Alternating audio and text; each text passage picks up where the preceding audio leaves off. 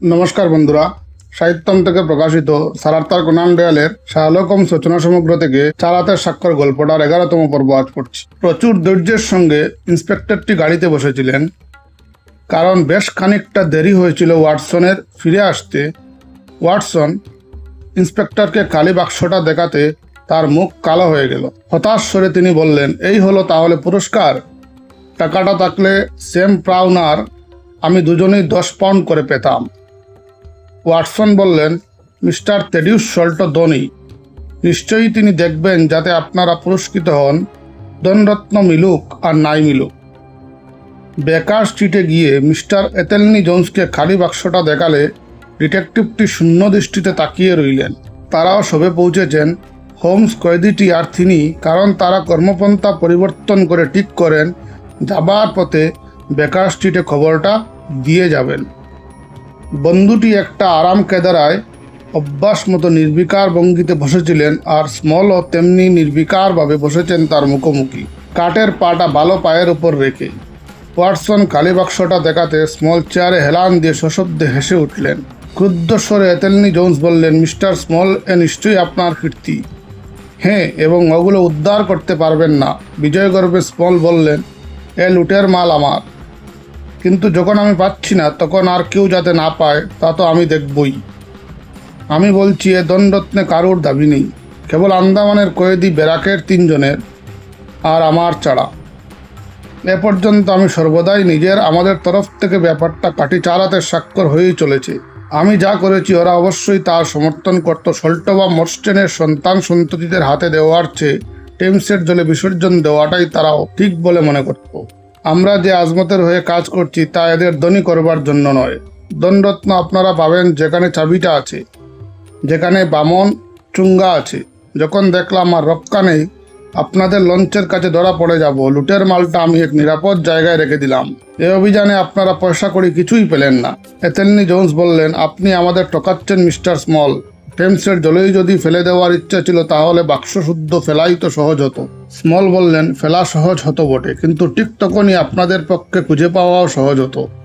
তারপর একটু তির্যক দৃষ্টিতে আপাদমস্তক দেখে নিয়ে তিনি বললেন, এত বুদ্ধি খাটিয়ে যে ব্যক্তি আমার পিছু নিতে পেরেছেন, একটা লোহার বাক্স নদীর গর্ভ থেকে উদ্ধার করার বুদ্ধির অভাব হতো না তার। কিন্তু এখন তো সেগুলো 5 মাইলের ও বেশি দূরত্ব জুড়ে চড়ানো রয়েছে, সুতরাং উদ্ধার করা নিশ্চয়ই খুব সহজ হবে না। সেই মতলবই তো তখন আমার মনে এলো। যখন দেখা গেল আপনারা আমাদের প্রায় ধরে ফেলেছেন, তখন আমি পাগলের মতো হয়ে উঠলাম। যাই হোক, এ নিয়ে আর সুখ করে কি করব?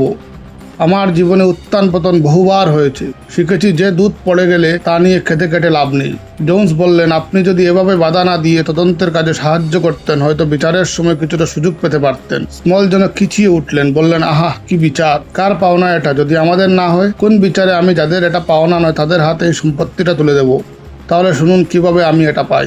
আন্দামানের সেই জলাভূমির জ্বরের ডিপোয় গরান গাছের নিচে দীর্ঘ 20 বছর ধরে দিনে কাটাকাটুনিয়া সারা রাত নোংরা কয়েদিদের কুড়ে শেকলে বাঁধা থেকে মশার কামড় খাওয়া, জ্বরে থরথর করে কাঁপা, আর প্রত্যেকটা কালো আদমি পুলিশের কাছে মার খাওয়া। সাদা আদমি পেলে তারা হাতের সুখ করে নিত। জানেন, এইভাবে আমি ওই আগ্রার সম্পদ অর্জন করেছি, আর আপনি আমাকে বিচারের কথা শোনাচ্ছেন। তখন আমি সহ্য করতে পারিনি যে আমার এত কষ্ট, এত পরিশ্রম এসবই অন্যের বুকে আসবে। যে অর্থ ন্যায় তো আমার, আর একজন তার প্রসাদে বসে তা উপভোগ করবে, আর আমি কয়েদির কুড়ে বসে মানুষ চক্রে তা প্রত্যক্ষ করব। এর চেয়ে 1.5 ভালো 20 বার ফাঁসি হওয়া বা টুঙ্গার একটা তীর খাওয়া। দৃঢ়ভাবে হোমস বললেন, আপনার কাহিনী শুনতে আমরা খুবই আগ্রহী। না, আপনারা আমায় হাত কড়া পরিয়েছেন বলে আপনাদের উপর কোনো আক্ষেপ নেই আমার। আপনারা কর্তব্য করেছেন মাত্র। যাই হোক, তাহলে শুনুন। আমার জন্য কারসরের কাছে। আমি হলাম উডস্টারের মানুষ। খোঁজ করলে জানতে পারবেন অসংখ্য স্মলের বাসও সেখানে। ছোটবেলা থেকে আমি ছিলাম বান্ডুলে গুছের। আমার যখন 18 বছর বয়স, একটা মেয়ে সংক্রান্ত ব্যাপারে জড়িয়ে পড়েছিলাম। তাই ভারতগামী যুদ্ধ জাহাজ থার্ড বার্বস এ সামান্য চাকরি নিয়ে পালিয়ে যাই। তখন সবেমাত্র হাঁটু ভেঙে চলতে আর বন্দুক ব্যবহার করতে শিখেছি। এমন অবস্থায় একদিন নির্বুধের মতো গঙ্গায় সাঁতার কাটতে গেছিলাম। সৌভাগ্যবশত আমার কোম্পানির সার্জেন্ট জন হোল্টারও তখন জলে নেমেছিলেন। আমি তখন মাঝ নদী পর্যন্ত সবে পৌঁছেছি। এমন সময় একটা কুমির এসে আমার ডান পাটা ঠিক হাঁটুর উপর থেকে এমন পরিষ্কার কেটে নিল যেন সার্জন অপারেশন করেছে। এই হঠাৎ আঘাত আর রক্তপাতের ফলে আমি মূর্ছা গেছিলাম এবং ডুবেই যেতাম যদি না হোল্ডার আমাকে তীরে নিয়ে যেতেন। পুরো 5 মাস এই জন্য আমায় হাসপাতালে থাকতে হয় এবং শেষ পর্যন্ত ছাড়া পাই কাঠের পায়ের সঙ্গে কাঠের পায়ের পাতা আর আঙ্গুল বাঁধা হয়ে। ফলে সৈন্যবাহিনী থেকে তো চাকরি গেলই, পরন্তু আমি যে কোনো কাজের পক্ষে হয়ে পড়লাম অনুপযুক্ত। 20 বছর বয়সে ভাগ্যে আমার প্রতিবন্ধী কুড়ায় পরিণত করলো। হঠাৎ সেখানে এবেল হোয়াইট নামে নীলকুঠির এক অধিকর্তার সঙ্গে আলাপ হয়ে গেল। তিনি আমাকে কাজ দিলেন। কাজটা হলো নীল চাষের মজুরদের উপর নজর দেওয়া যাতে ওরা ফাঁকি দিতে না পারে। কিন্তু এ সৌভাগ্য স্থায়ী হলো না, নীল বিদ্রোহ শুরু হলো। মিস্টার হোয়াইট লোকটি ছিলেন এক গুয়ে। তার মনে হলো বিদ্রোহের ব্যাপারটা অতিরঞ্জিত করে প্রচার করা হয়েছে এবং যেমন হঠাৎ হয়েছে তেমনি হঠাৎই থেমে যাবে। বারান্দায় বসে হুইস্কি খাচ্ছেন আর চুরুট টানছেন, আর তাকে ঘিরে দেশটা তখন জ্বলছে। আমি আর ডসন তার সঙ্গে রয়ে গেলাম। ডসনের সঙ্গে তার স্ত্রীও ছিলেন। ডসনের কাজ ছিল হিসেবপত্র রাখা আর ম্যানেজারের কাজ করা। শেষ পর্যন্ত আমাদের ওখানেও একদিন বিদ্রোহ ফেটে পড়লো। আমি যখন দূর আবাদে নীল চাষ দেখাশোনার জন্য গেছিলাম, সন্ধ্যেবেলা যখন ধীরে ধীরে গুড়ায় ঝরে হাঁটুর জুড়ে আমার গুড়ার উপর থাকতে কোনো অসুবিধা হতো না। ফিরছিলাম এমন সময় আমার চোখে পড়লো একটা গভীর নালার মধ্যে কি যেন একটা বড্ড জড়িয়ে টড়িয়ে পড়ে আছে। কাছে গিয়ে দেখলাম ডসনের স্ত্রী টুকরো টুকরো হয়ে পড়ে আছে। আর একটু এগোতেই ডসনের মৃতদেহ পড়ে থাকতে দেখলাম, আর তার সামনে পড়ে আছে 4টে মৃতদেহ। গুড়ার রাশ টানলাম আমি। ভাবছি কোন দিকে যাব। হোয়াইটের বাংলাটা জ্বলছে, আগুন তার চাঁদ পুড়ে উঠতে শুরু করেছে। বুঝতে বাকি রইল না এ ব্যাপারে নাক গলাতে গেলে নিজের প্রাণটাই হারাতে হবে। শত শত কালো শয়তানদের আমি এখান থেকে দেখতে পাচ্ছিলাম। তারা হোয়াইটের জ্বলন্ত বাড়ি ঘিরে নাচছিল। ওদের মধ্যে কয়েকজন আমার দিকে নির্দেশ করতে গোটা 2 গুলি আমার কানের পাশ দিয়ে গলে গেল। তখন আমি ধানক্ষেত পার হয়ে গুড়া চুটিয়ে অনেক রাতে আগ্রা দুর্গের নিরাপত্তার মধ্যে পৌঁছলাম। আগ্রায় ছিল 3rd বেঙ্গল ফ্রন্টিয়ার্স। তাদের মধ্যে ছিল কিছু শিখ, 2 দল অশ্বারোহী আর এক গোলন্দাজ বাহিনী, আর বণিকদের নিয়ে স্বেচ্ছাসেবক বাহিনী গঠন করা হলো। কাঠের পা নিয়ে আমি যোগ দিলাম তাতে। মিস্টার স্মল পাশে রাখা গ্লাস থেকে এক ডুক জল খেয়ে নিয়ে একটু থামলেন, তারপর আবার শুরু করলেন। জুলাইয়ের গোড়ার দিকে আমরা শাহগঞ্জে বিদ্রোহীদের মোকাবিলা করতে গেলাম। প্রথম দিকটায় বিদ্রোহীদের অনেকটা হটিয়ে দিয়েছিলামও, কিন্তু গোলাবারুদ রসদ ফুরিয়ে আসায় আমাদের পিছু হটতে হলো। চারদিকের থেকে সবচেয়ে খারাপ যা সম্ভব তেমনি খবর আসতে লাগলো। আমরা একেবারে বিদ্রোহের কেন্দ্রস্থলে পৌঁছে গেলাম। লখনৌ ওখান থেকে 100 মাইলেরও বেশি, আর কানপুরও দক্ষিণে প্রায় একরকম দূরত্বে। যে দুর্গে আমরা ছিলাম তার সামনে নদী দুর্গকে রক্ষা করছে, কিন্তু পেছনে আর দুধারে যে অসংখ্য তোরণ, সেগুলো পাহারা দেওয়া প্রয়োজন। এবং এ পাহারা প্রয়োজন যেমন পুরনো অঞ্চলে তেমনি নতুন অঞ্চলেও। সেখানে আমাদের বাহিনী মোতায়েন রয়েছে, কিন্তু অত লোকবল ও অস্ত্রশস্ত্র না থাকায় দুর্গের আনাচে কানাচে পাহারার ব্যবস্থা ছিল অসম্ভব। তখন এই ব্যবস্থা হলো যে দুর্গের কেন্দ্রস্থলে একটা প্রতিরক্ষা বাহিনী গঠন করা হবে, যেটা থাকবে 2-1 স্থানীয় বাসিন্দা সহ 1 করে শ্বেতাঙ্গদের তত্ত্বাবধানে। আমার উপর বার রইল প্রাসাদের দক্ষিণ পশ্চিম অংশের একটি নির্জন ক্ষুদ্র তোরণের রাতের বিশেষ কয়েক ঘন্টার জন্য।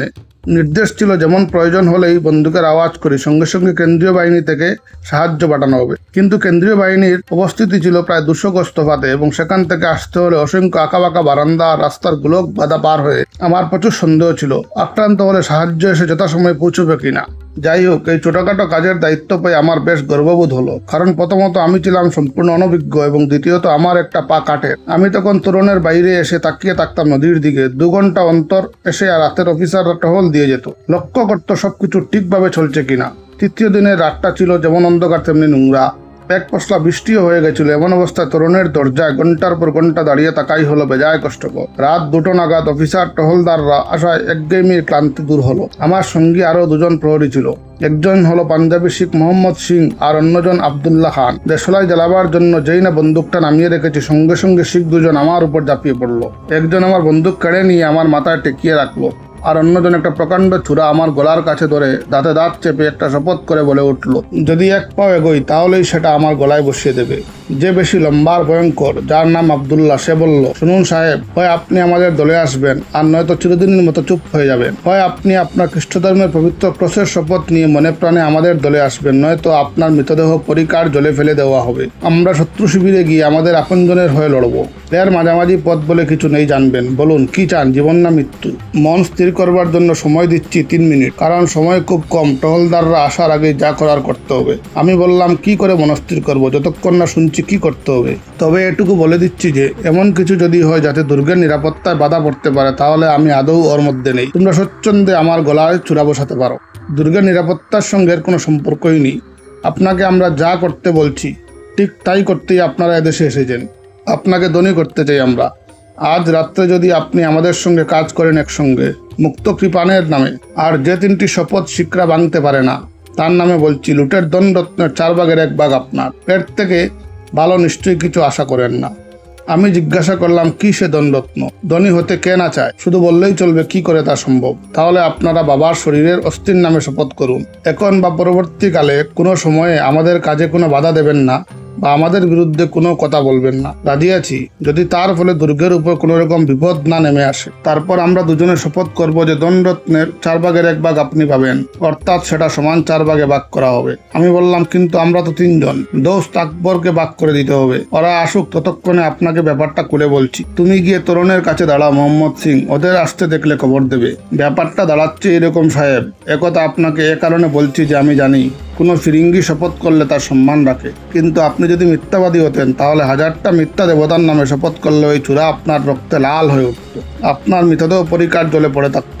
কিন্তু শিখরা চেনে ইংরেজদের, আর ইংরেজরাও চেনে শিখদের। শুনুন তাহলে। উত্তর অঞ্চলের এক রাজা তার পিতার কাছ থেকে প্রচুর টাকা পেয়েছিলেন এবং তার রাজ্যের আয়তন ছোট হলেও নিজেও প্রচুর উপায় করেছিলেন। তিনি বাহুল্য খরচ না করে নিজেই জমাতেন। লড়াইয়ের সময় তিনি সিপাহী ও ব্রিটিশ দুপক্ষেই রইলেন, মানে দু নৌকায় পা দিয়েই চললেন। সারা দেশ থেকে যখন খবর আসতে লাগলো সাদা মানুষরা হটে যাচ্ছে, আর চারদিক থেকে তখন সাদা মানুষদের হত্যার খবর আসছিল, রাজাটি ছিলেন খুবই সাবধানী। তিনি সোনার রূপগুলোকে নিজের প্রাসাদের এক গোপন জায়গায় রাখলেন, কিন্তু সবচেয়ে দামি মণিমুক্তগুলো একটা লোহার বাক্সে ভরে এক বৃত্ত মারফত পাঠিয়ে দিয়েছিলেন আগ্রার দুর্গে। এক বণিকের ছদ্মবেশী বৃত্তটি নিয়ে এলো বাক্সটা। ঠিক হলো, যতদিন না দেশে শান্তি ফিরে আসছে ওখানেই থাকবে। অতএব যদি বিদ্রোহীরা যেতে তার টাকাটা রয়ে যাবে, আর যদি কোম্পানি যেতে তাহলে মণিমুক্তগুলো পেয়ে যাবে।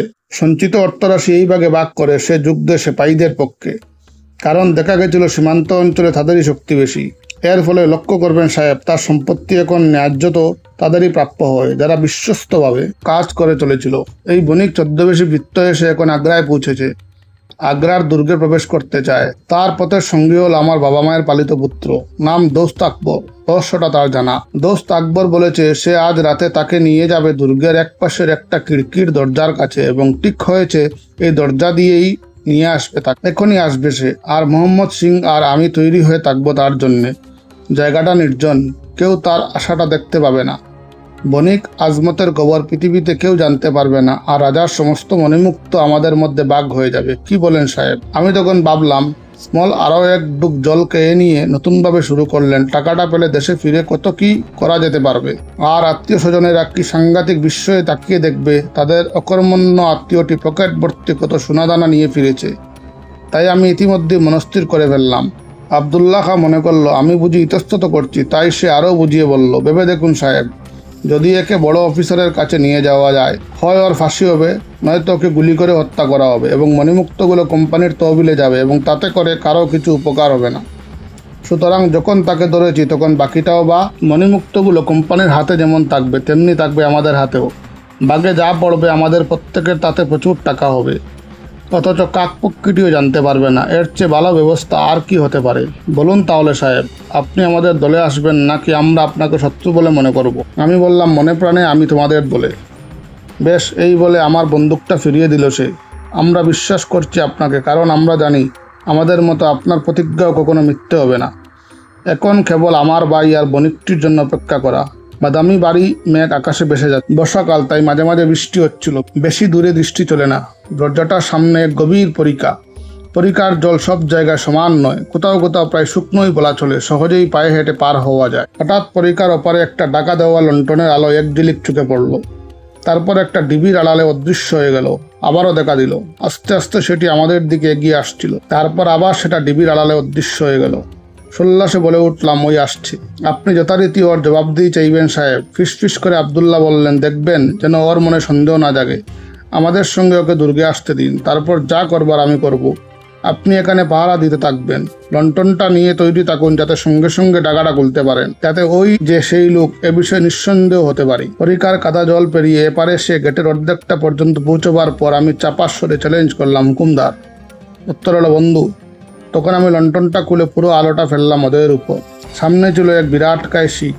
তার কালো দাড়ি প্রায় কোমর পর্যন্ত পর্যন্ত নেমে এসেছে। কোনো সার্কাসে যারা এমন লম্বা মানুষ আমি কখনো দেখিনি। অন্য লোকটি বেঠে, গুলগাল আর মোটা মাথায় হলদে রঙের মস্ত পাগড়ি। তার হাতে শাল বাঁধা একটা বান্ডিল। মনে হলো সে ভয়ে কাঁপছে। তার দু হাত মুচড়ে মুচড়ে যাচ্ছে জ্বরগ্রস্তের মতো। একজোড়া জকমকে চুকে সে ডাইনে আর বাইরে তাকাচ্ছিল। লোকটা কোন হবে ভেবে আমার শরীর ঠান্ডা হয়ে আসছিল, কিন্তু মণিমুক্তার কথা চিন্তা করে আমার মন পাথরের মতো হয়ে উঠল।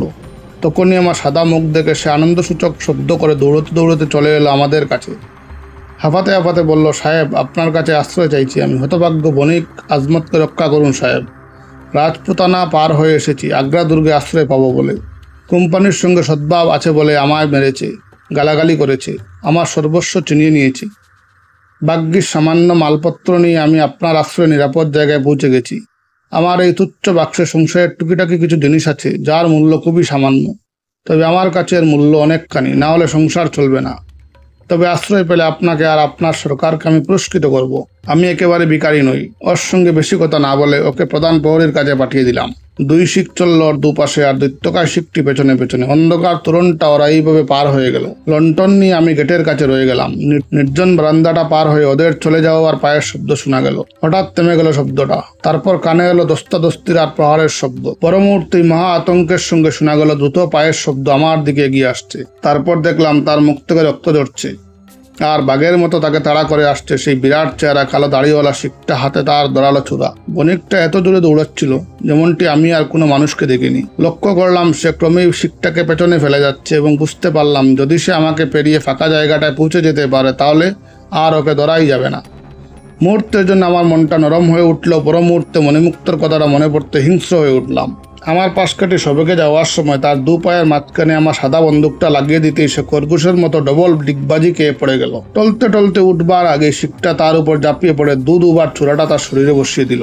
একটা কাতর শব্দ পর্যন্ত উচ্চারণ না করে, একটুও না নড়ে লোকটা পড়ে রইল সেখানে। সম্ভবত পড়ে যাওয়ার সময় তার গাড় ভেঙে গেছিল। ধন্যবাদ। পরবর্তী পর্ব আগামী দিন।